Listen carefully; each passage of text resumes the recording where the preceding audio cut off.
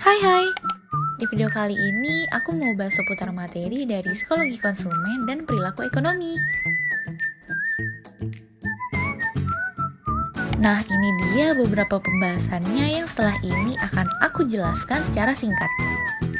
Tahukah kalian apa itu perilaku konsumen?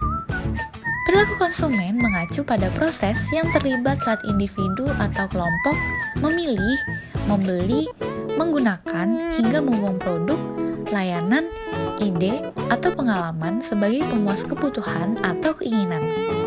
Mempelajari perilaku konsumen guna memahami tentang mengapa dan bagaimana konsumen dapat membuat keputusan pembelian, serta bersifat penting agar dapat memahami kebutuhan dan keinginan dari konsumen. Perilaku konsumen melibatkan beberapa model dan pendekatan. Contohnya ada economic man yang berfokus pada keuntungan dan kepuasan maksimal atau pendekatan lainnya, misalnya berfokus pada alam bawah sadar atau proses mental.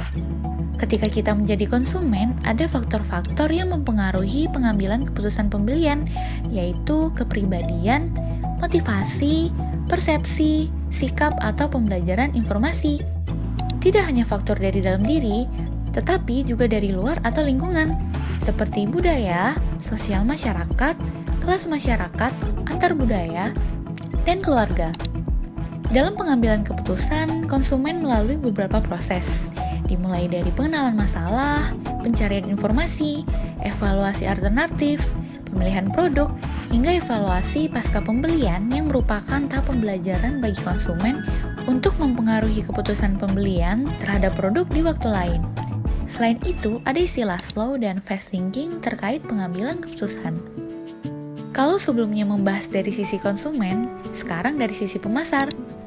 Jika pemasar ingin mengetahui dan memahami perilaku konsumen, maka dapat melakukan riset kuantitatif yang bersifat deskriptif atau riset kualitatif seperti wawancara. Saat melakukan riset, perlu memperhatikan adanya peran etika pemasaran dan etika konsumen. Selanjutnya, pemasar harus memperhatikan cara pemasaran yang baik dan menarik, contohnya seperti melalui media sosial yang dijadikan sarana penghubung dengan konsumen.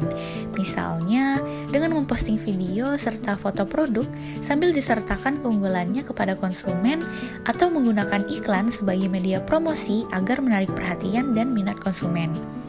Dalam proses pemasaran, adanya keterkaitan dengan big data. Seperti apakah itu? Melalui big data, pemasar dapat membuat strategi dan inovasi untuk menarik konsumen serta mengetahui perkembangan pasar saat ini. Pemasar dapat membuat strategi dan inovasi untuk menarik konsumen serta mengetahui perkembangan pasar saat ini. Nah, itu dia penjelasan singkat terkait psikologi konsumen dan perilaku ekonomi. Semoga bisa memberikan manfaat ya. Dadah!